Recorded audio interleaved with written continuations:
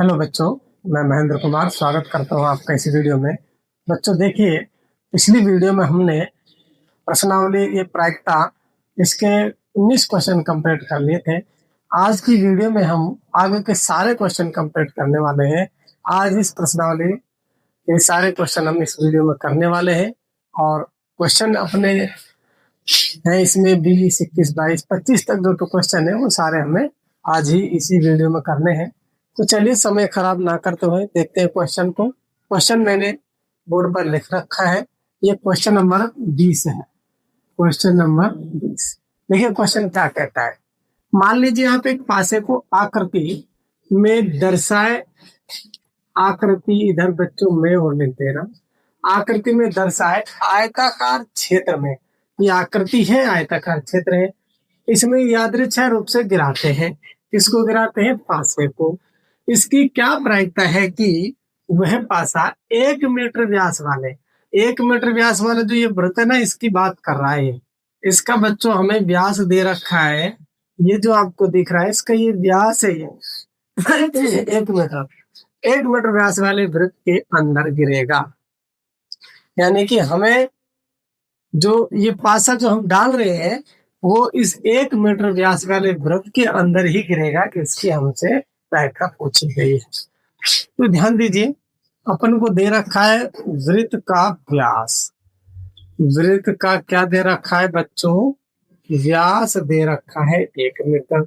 यदि हम रेडियस निकालें इसकी त्रिज्या तो वो हो जाएगी बच्चों 1/2। अब हमारे अनुकूल परिणाम क्या होंगे? ध्यान दीजिए, जो पासे को कौन से एरिया में गिराया जा रहा है? वृत्त में। तो वृत्त का क्षेत्रफल यानी जो पासा गिरेगा वो उसी एरिया में गिरेगा जितना कि वृत्त का क्षेत्रफल। यानी पासा इस वृत्त के अंदर गिराना है तो इसका क्षेत्रफल कितना है? और क्या दे रखा है? और ये पासा है, ये वृत्ताकार भाग किसके अंदर है? आयत के अंदर।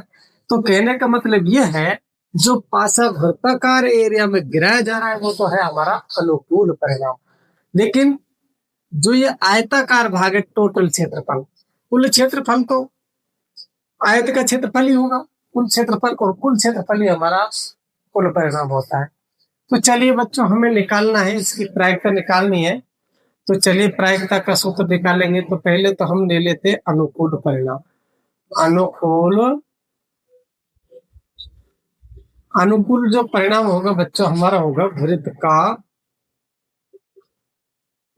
क्षेत्रफल। वृत्त का क्षेत्रफल मतलब πr², ये तो हो जाएगा हमारा अनुकूल परिणाम। और बच्चों जो कुल परिणाम हमें मिलेगा वो मिलने वाला है, कुल परिणाम मिलेगा हमें आयत का क्षेत्रफल, क्योंकि जो वृत्ताकार भाग है वह आयत के अंदर ही है। तो कुल परिणाम ये हमें मिल गया। चलिए अब हम यदि प्रायिकता निकालते हैं तो हमें सूत्र लगा देना होगा, अनुकूल परिणाम बटे कुल परिणाम। ये बच्चों हमें सूत्र इसमें लगा देना है, सूत्र एक ही है। तो अनुकूल परिणाम क्या है? वृत्त का क्षेत्रफल मतलब πr², और कुल परिणाम क्या है? आयत का क्षेत्रफल मतलब हो जाएगा लंबाई गुणा चौड़ाई। चलिए इसको हम यहाँ पर कर लेते हैं। पाई का मान तो पाई रहने देते हैं, त्रिज्या रख देते हैं, हमने निकाल लिया 1/2, यानी कि पाई गुणा 1/2 का होल स्क्वायर। लंबाई 3 है और चौड़ाई बच्चों इसकी 2 है, लंबाई 3 चौड़ाई 2। तो चलिए यदि हम इसे हल करते हैं तो पाई इंटू 1/4, और बटे में क्या हो जाएगा? ये 3 दूनी 6। और थोड़ा सा हल करें तो इसके नीचे एक मानिए, पाई एकम π/4 और बटे में क्या है? 6। तो बच्चों इसके नीचे एक मान लीजिए, और इसको जब आप गुणा करोगे तो पलट के गुणा करना है, क्योंकि 4 संख्या बटे में नहीं होती। π/4 गुणा ये हो जाएगा 1/6, तो π/24 इसका करेक्ट आंसर होगा। तो देखिए इस प्रकार से बच्चों बहुत ही अच्छा क्वेश्चन था। चलिए करते हैं नेक्स्ट क्वेश्चन। यहाँ क्वेश्चन कंप्लीट होता है। देखिए बच्चों, क्वेश्चन नंबर 21 बोर्ड पर हमने लिख लिया है। क्वेश्चन क्या कहता है 144 बॉल पेनों के समूह, यानी टोटल तो 144 ही पेन, 20 बॉल पेन खराब है और शेष अच्छे हैं। बिल्कुल सही बात। आप वही पेन खरीदना चाहेंगे जो अच्छा हो। यहाँ भी ठीक है, अच्छा पेन ही खरीदेंगे, खराब क्यों खरीदेंगे। परंतु खराब पेन आप नहीं खरीदना चाहेंगे। दुकानदार इन पेनों में से यादृच्छा एक पेन निकाल कर आपको देता है। इसकी प्रायिकता क्या है कि हुआ है, हम कौन सा खरीदेंगे जो अच्छा है। आप वह पेन नहीं खरीदेंगे। हम कौन सा नहीं खरीदेंगे जो अच्छा नहीं है। तो बच्चों देखिए कुल पेन कितने हैं। पहले तो हम लिखते हैं कुल पेन कितने हैं, 144। कुल पेन 144 से बच्चों, तो हमारे पास कुल परिणाम भी 144 ही रहेगा। लेकिन इसमें ये जो 144 है बच्चों, ये दो तरह के पेन है। इसमें खराब भी हैं और अच्छे भी हैं। इनमें बच्चों खराब पेन तो है अपने पास 20, और अच्छे पेन अपने पास कितने, 144 माइनस 20, और अच्छे पेन हो जाएंगे 144 माइनस 20 बराबर 124। यानी खराब पेन तो 20 है और अच्छे पेन कितने हैं, 124। चलिए अब आगे करते हैं। ध्यान से देखिए बच्चों, कुल पेन हमारे पास 144 है, तो कुल परिणाम भी हमारे पास 144 ही रहेंगे। खराब पेन इनमें 20 है और अच्छे पेन इनमें से 124 है। क्वेश्चन नंबर पहला क्या कहता है। पहला कहता है आप वह पेन खरीदेंगे, यानी हम कौन सा खरीदेंगे, अच्छे पेन खरीदेंगे। तो अच्छे पेन कितने हैं इसमें, 20। इसको बोलेंगे बच्चों अनुकूल परिणाम। अनुकूल परिणाम मिल गया 20। अब हम आराम से इसकी प्रायिकता निकाल सकते हैं। प्रायिकता हम इसके निकाल सकते हैं। सूत्र हमारे पास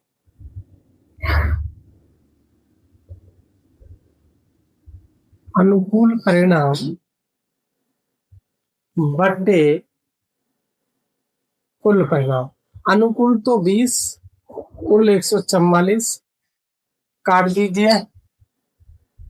4 पंजो 20, 4 तिया 12, बच्चा 2, 4 छक्के 24, 5/36 इसका आंसर हो जाता है बच्चों। और अगला क्वेश्चन कहता है आप वह पेन नहीं खरीदेंगे। आप वह पेन नहीं खरीदेंगे, यानी हम कौन से नहीं खरीदेंगे, हम खराब पेन नहीं खरीदेंगे। खराब पेन हम नहीं खरीदेंगे। तो खराब पेन हो गए बच्चों कितने। अच्छा, हमें अच्छे पेन निकालने पे थोड़ा सा मिस्टेक हो गया। हमने खराब पेन लिख लिया बच्चों। हमें अच्छे पेन लेने हैं, तो अच्छे तो है 124।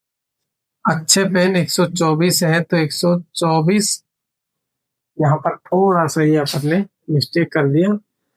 अच्छे पेन लेना है, खराब तो हमें खरीदना ही नहीं है। अच्छे पेन लेना है 124, और बट्टे में हो जाएगा अपना 144। 4 दिया 12, 4 एकम 4, और ये कट गया था 24 बार में, तो ये हो जाएगा 4 तिया 12, 4 छक्के 24, 4 तिया 12, तो 31/36 हो जाएगा। ये आंसर हो जाएगा इसका।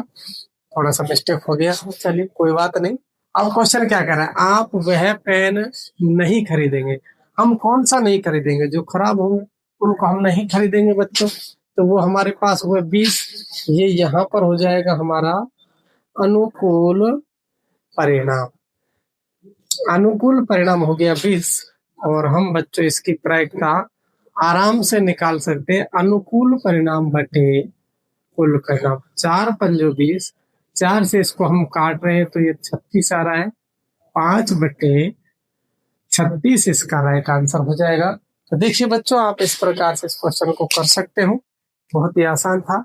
चलिए करते हैं नेक्स्ट क्वेश्चन। देखिए बच्चों, क्वेश्चन नंबर 22 क्या कहता है। उदाहरण 13 को देखिए और निम्न सारणी को पूरा कीजिए। बच्चों उदाहरण नंबर 13 में क्या है कि एक पासे को 2 बार उछाला जा रहा है, ये उसमें बताया गया है। तो बच्चों जब एक पासे को 2 बार उछालेंगे तो संभावित परिणाम क्या आने वाला है। तो देखिए हम इसको हल करते हैं। जब एक पासे को 2 बार उछालते हैं तो मैंने आपको बताया था कुल परिणाम 36 आते हैं। एक पासे को 2 बार उछालने पर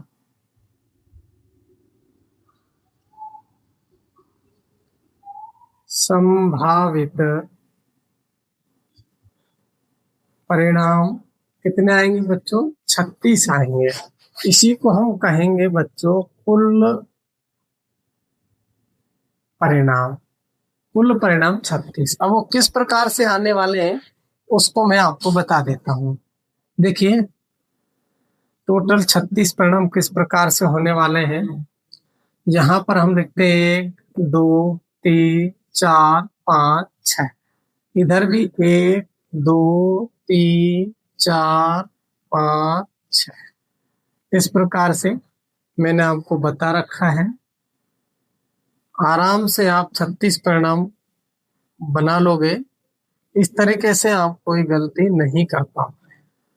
इस प्रकार से आपको ये खाने बना लेने हैं, कोई दिक्कत नहीं है, समय भी नहीं लगता है, थोड़ी सी देर बन जाएगा। देखिए अब देखो एक को इन सभी संख्याओं के साथ रख लीजिए। 1 1 1 2 1 3 1 4 1 5 1 6। अब 2 को इन सब के साथ लिखिए। 2 1 2 2 2 3 2 4 2 6 2 5 6 नहीं है बच्चों, यहाँ पर 5 है और अब 2 6। फिर 3 1 3 2 3 3 3 4 3 5 3 6। 4 1 4 2 4 3 4 4 4 5 4 6। 5 1 5 2 5 3 5 4 5 5 5 6। 6 1 6 2 6 3 6 4 6 5 6 6। इस प्रकार से आप यदि बनाते हो तो आपकी साड़ी में कोई गलती नहीं होने वाली। अब देखिए बच्चों, अब मैं इनको हटा देता हूँ, अब मुझे इनकी जरूरत नहीं है ये वाले। बस सारणी बनाने का एक तरीका है, उस हिसाब से हमने लिखे थे, क्योंकि ये हमारे परिणाम में आते नहीं है। ये है हमारे टोटल परिणाम। अब देखिए बच्चों, हमें इसमें दिया गया है घटना दोनों पासों की संख्याओं का योग। हमें पासों की संख्याओं का योग करना है बच्चों। इसका जब ये हम योग करेंगे तो 1 आएगा, इस खाने का करेंगे तो 2 3 आएगा, इधर 2 आएगा बच्चों, 1 नहीं, 1 और 1 2। यदि हम इनका योग करते हैं तो 4, इनका योग करिए 5, इधर आ जाएगा 6 और आपका ये हो जाएगा 7। इस प्रकार से ये कौन से में आ गया, नीचे आ गया पे। इसमें देखते हैं ये आपका ये वाला ये सीधा है, यहाँ पर है आपका 8 और यहाँ से ये हो गया 9, ये 10, ये 11 और लास्ट वाला हो गया 12। अब देखिए पहला है 2 का तो दे रखा है, संख्याओं का योग 2 है, ऐसे अनुकूल परिणाम हमारे पास एक ही है, तो अनुकूल परिणाम बटे कुल परिणाम। अच्छा योग 3, योग 3 देखिए बच्चों, योग 3 वाले परिणाम, योग 3 वाले परिणाम कितने हैं यहां से लिखें। 1 2 और 2 1। देखिए 3 योग इसी में है, 1 2 और 2 1। तो ये हमारे पास योग 3 वाले परिणाम है, इनको हम लिखेंगे बच्चों अनुकूल परिणाम। अनुकूल परिणाम हमारे पास 1 2 हो गया। अब हमें इसकी निकाल लेनी है बच्चों प्रायिकता। प्रायिकता का सूत्र हो जाएगा अनुकूल परिणाम बटे कुल परिणाम। जगह कम है इसलिए मैं सीधा ही लिख देता हूँ अनुकूल परिणाम बटे कुल परिणाम। तो यहाँ पर हम भर देंगे 2 बटे 36। काटना नहीं है क्योंकि सब में 36 36 हमें दिखाई दे रहा है। अब दूसरा है अगला योग 4 वाले परिणाम। ये तो हमारा हो गया। यहाँ से अब अगला है योग 4 वाले परिणाम कौन कौन से हैं? देखिए योग 4 वाले, 1 3 2 2 3 1, 1,3, 2,2 और 3 1। इसको बोलेंगे बच्चों हम अनुकूल परिणाम। हो गया 1 2 3।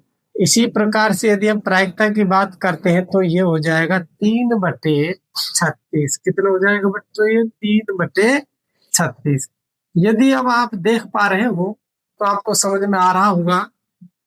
अब मैं यहाँ से डायरेक्ट करूंगा क्योंकि मेरे पास जगह बहुत कम है। तो देखिए योग 5 वाले परिणाम, तो योग 5 वाले अनुकूल परिणाम कितने? यहाँ से लिखिए 1 2 3 4।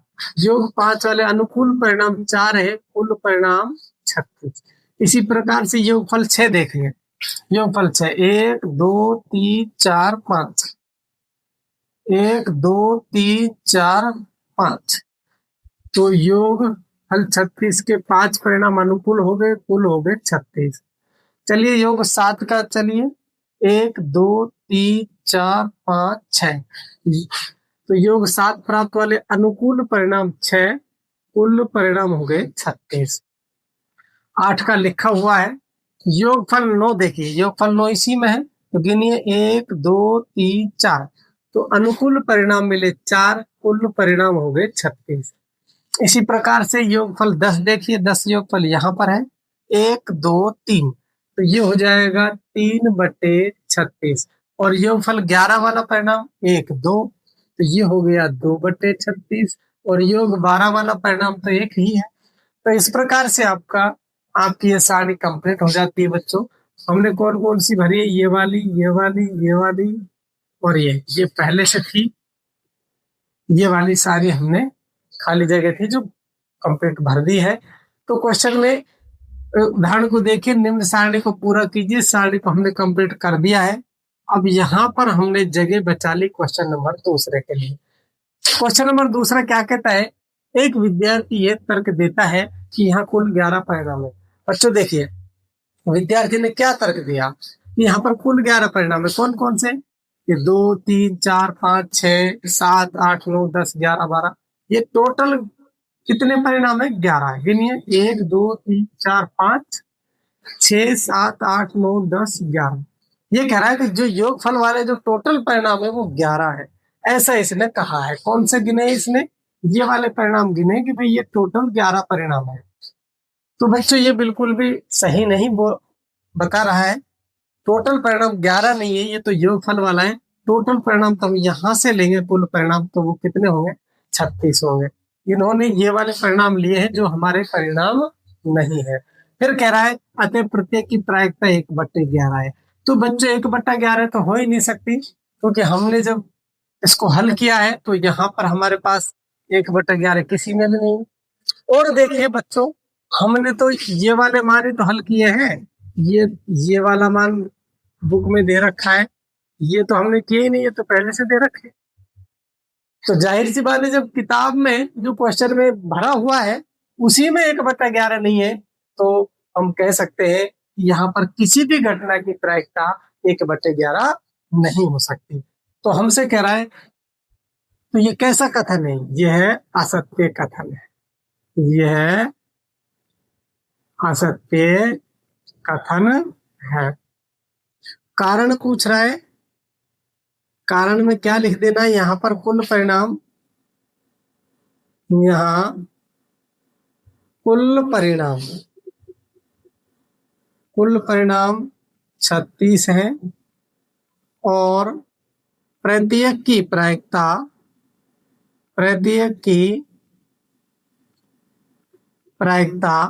अलग अलग है। उसने तो बोला था बच्चों प्रत्येक की प्रायिकता 1/11 आएगी, जबकि हमारे तो किसी भी मान की प्रायिकता 11 नहीं है, 1/11। तो प्रत्येक की प्रायिकता अलग अलग है। इस प्रकार से आपका बच्चों ये क्वेश्चन भी कंप्लीट हो जाता है। तो बहुत ही आसान क्वेश्चन था। ये छोटे छोटे क्वेश्चन है इसमें। तो चलिए अब करते हैं नेक्स्ट क्वेश्चन। इसके लिए मैं इसे मिटा देता हूँ। देखिए बच्चों, क्वेश्चन नंबर 23 क्या कहता है? एक खेल में 1 रुपए के सिक्के को 3 बार उछाला जाता है। बच्चों एक सिक्का है, उसे 3 बार उछाला जा रहा है और प्रत्येक बार का परिणाम लिख लिया जाता है। तीनों परिणाम समान होने पर, अर्थात या तो 3 चित्त आ जाए या तो फिर 3 पट्ट प्राप्त हो जाए तो हनीफ खेल में जीत जाएगा, अन्यथा वह हार जाएगा। यानी तीनों समान परिणाम होने चाहिए, या तो 3 चित्त होने चाहिए या फिर 3 पट्ट होने चाहिए, तो जीत जाएगा, अन्यथा हार जाएगा। तो हनीफ के खेल में हार जाने की प्रायिकता हमसे पूछी गई है। तो सबसे पहले बच्चों हम इसके कुल परिणाम निकालते हैं। देखिए, एक सिक्के को 3 बार उछाला जा रहा है, तो एक सिक्के को 3 बार उछालने पर संभावित परिणाम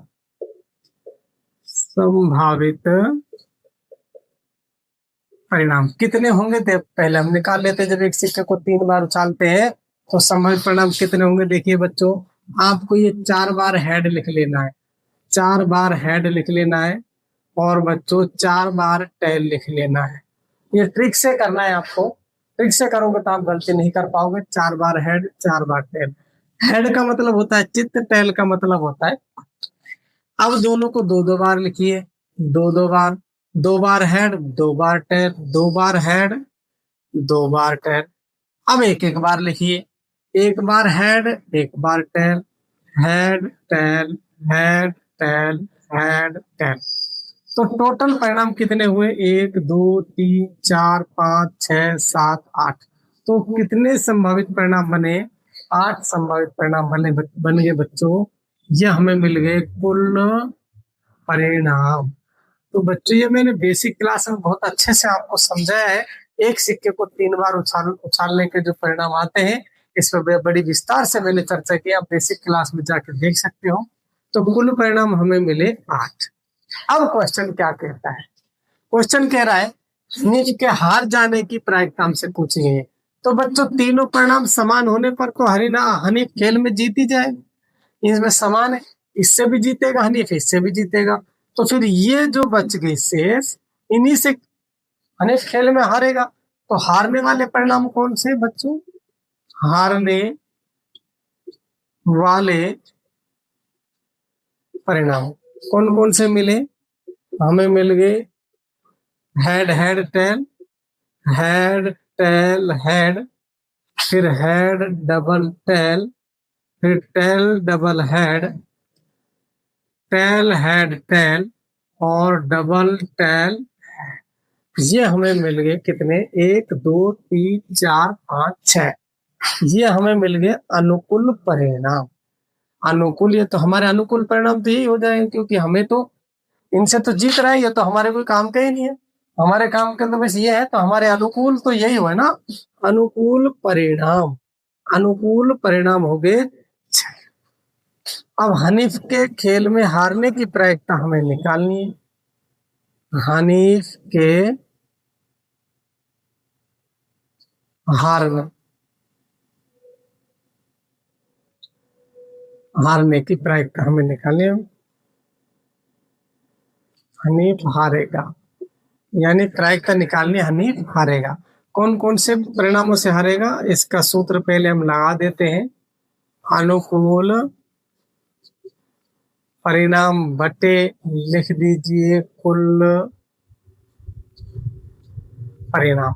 तो अनुकूल तो है हमारे पास 6, कुल है 8, 2 से कट रहा है 3 बार में, ये 4 बार में, 3/4 बच्चों इसका राइट आंसर हो जाएगा।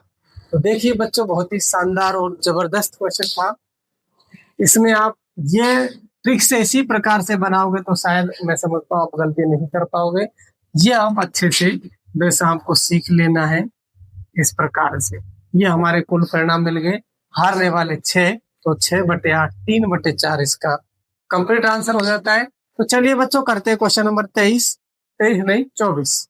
नेक्स्ट क्वेश्चन देखिए बच्चों, क्वेश्चन नंबर 24 क्या कहता है? एक पासे को 2 बार फेंका जाता है, इसकी क्या प्रायिकता है कि 5 किसी भी बार में नहीं आएगा? और दूसरा कह रहा है 5 कम से कम 1 बार आएगा। तो बच्चों पहले हम इसका क्वेश्चन दूसरा करेंगे, क्योंकि पहले हम आने वाला देख लेते हैं। हल में क्वेश्चन नंबर दूसरा देखिए, पांच किसी भी का पांच कम से कम एक बार आएगा। तो चलिए, पांच के आने वाले परिणाम, आज के आने वाले परिणाम, उससे पहले बच्चों कुल परिणाम हम पहले लिखते हैं। तो पहले हम कुल परिणाम लिख लेते हैं, फिर करेंगे। कुल परिणाम तो हमारे पास 36 है। और चलिए अब लिखते हैं पांच के आने वाले परिणाम। पांच के आने वाले परिणाम कौन कौन से, देखिए बच्चों, पांच कहाँ कहाँ पर हमें दिख रहा है, कौन कौन सी लाइन में दिख रहा है। ये जो लाइन है इसमें हमें पांच दिख ही रहा है, और दूसरी इस लाइन में हमें पांच दिख रहा है। ये दो लाइन है जिनमें हमें पांच कम से कम एक बार तो दिखाई दे रहा है। यदि दो बार दिखाई दे रहा है तो भी कोई बात नहीं, लेकिन एक बार कम से कम हमें प्रत्येक परिणाम में एक बार तो पांच इसमें दिखाई दे रहा है। तो टोटल कितने परिणाम हो गए, एक दो तीन चार पाँच छह सात आठ नौ 10 11। ये एक बार ही लेना है, एक ही कैसे, दो बार मत नहीं गिनना है इसको। कभी आप इस वाली लाइन में भी काउंटिंग में गिन दो, इसमें भी। तो टोटल 11 परिणाम है, छह इधर और पांच ये, छह और पांच 11।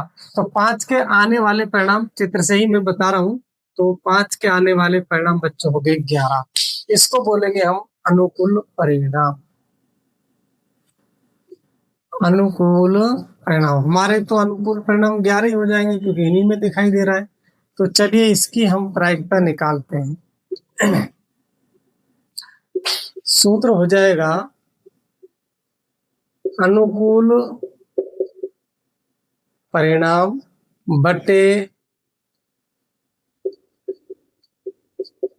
कुल परिणाम।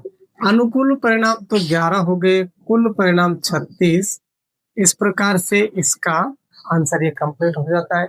इसका सेकंड हमने कर लिया है। फर्स्ट क्वेश्चन क्या कहता है, फर्स्ट कहता है कि पांच किसी भी बार में नहीं आएगा, यानी कि पांच के